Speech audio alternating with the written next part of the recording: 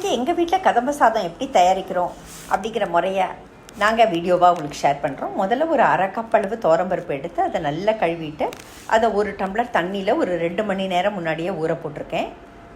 அரை cup துவரம்பருப்புக்கு 1 cup பச்சரிசி சரியாக இருக்கும். நறுக்கின உருளைக்கிழங்கு, டெல்லி கேரட்டு, பூஷ்ணிக்காய், வெங்காயம், கேரட்டு, முள்ளங்கி இந்த காய்கள் எல்லாம் நான் சேர்க்க போகிறேன். ஒரு குக்கரில் எண்ணெய் நெய் போட்டு அதில் பொடியாக அரிஞ்ச பூண்டு பற்களை போட்டு நறுக்கிய வெங்காயத்தை போட்டு நல்லா வதக்கி அதுக்கப்புறம் நம்ம நறுக்கி வச்சதான அந்த காய்கள், முள்ளங்கி, பூஷ்ணிக்காய், டெல்லி கேரட்டு எல்லாத்தையும் சேர்க்குறேன். முருங்கைக்காயை ஒரு 5 நிமிஷம் போல் வேக வச்சு அந்த சதப்பத்தை மட்டும் தனியாக எடுத்து வச்சுருக்கேன். அந்த சதப்பத்தை மாத்திரம் நான் சேர்க்குறேன். ஒரு கெட் டுகெதருக்கோ அல்லது ஒரு பிக்னிக்குக்கோ அல்லது ஒரு டிஃபன் பாக்ஸில் வைக்கிறதுக்கோ இந்த முறையை நம்ம பின்பற்றினோன்னாக்கா சாப்பிட்றவங்களுக்கு ரொம்ப ஈஸியாக இருக்கும். நம்ம வீட்டில் தான் சாப்பிட போகிறோன்னாக்கா அப்படியே முருங்கைக்காயும் நம்ம சேர்க்கலாம், நம்ம சௌரியம்தான். அதுக்கப்புறம் உருளைக்கிழங்க க்யூப்ஸாக நறுக்கி அதை நல்லா கழுவிட்டு அதை கொஞ்சம் தண்ணியில் போட்டு வச்சுருக்கேன். அதை அந்த தண்ணியோடையே அதை சேர்க்குறேன். இந்த 2 தக்காளியையும் நல்ல விழுதாக அரைச்சி அதையும் நான் தண்ணியோடு சேர்க்குறேன்.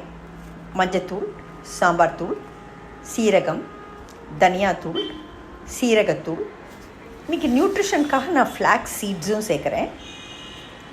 கரம் மசாலா, பெருங்காயத்தூள் எல்லாம் சேர்த்துட்டு இதுக்கு தேவையான அளவு உப்பு சேர்க்குறேன். இந்த கதம்ப சாதம் அப்படிங்கிறது கதம்ப மணத்தோடு இருக்கும். இதுக்கு ஒரு சாம்பார் டேஸ்ட்டும் வரணும், சாம்பாரோட அந்த ஃப்ளேவரும் வரணுங்கிறதுக்காக சாம்பாருக்கு நம்ம ஜென்ரலாக வறுத்து அரைப்போமே, தனியா, கடலைப்பருப்பு, மிளகாய் வற்றல், இது 3யும் வறுத்து அரைத்ததான பொடியையும் சேர்க்குறேன். அதே சமயம் இதில் நிறையா காய்கள் சேர்க்கறதுனால உளுத்தம்பருப்பு, மிளகு அது 2ம் வறுத்து அரைத்ததான பொடியையும் நான் இதில் சேர்க்குறேன். அதுக்கப்புறம் நம்ம நல்லா ஊற வச்சதான அந்த துவரம்பருப்பு பார்த்தாலே தெரியும் நல்லா ஊறி இருக்குது. அந்த துவரம்பருப்பை அந்த ஊற வச்ச தண்ணியோடையே சேர்க்குறேன்.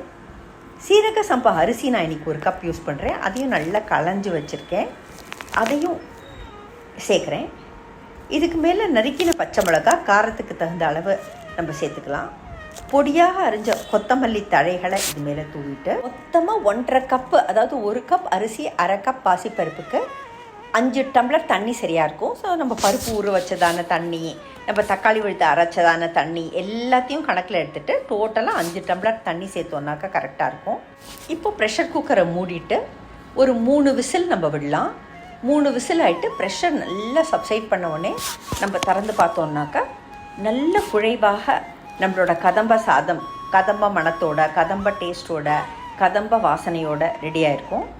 இதுக்கு மேலே நெய்யில் அல்லது எண்ணெயில் தாளித்ததான கடுகு, உளுத்தம்பருப்பு, கடலைப்பருப்பு கலவை, பொடியாக அரிஞ்ச கொத்தமல்லி தழை 2யும் போட்டுட்டு அதுக்கு மேலே ஒரு 2 டேபிள் ஸ்பூன் அளவோ அல்லது கொஞ்சம் கூடவோ நெய் விட்டு நம்ம சர்வ் பண்ணோன்னாக்கா கதம்ப சாதம் நம்ம வீட்டில் கமகமன்னு தயார்.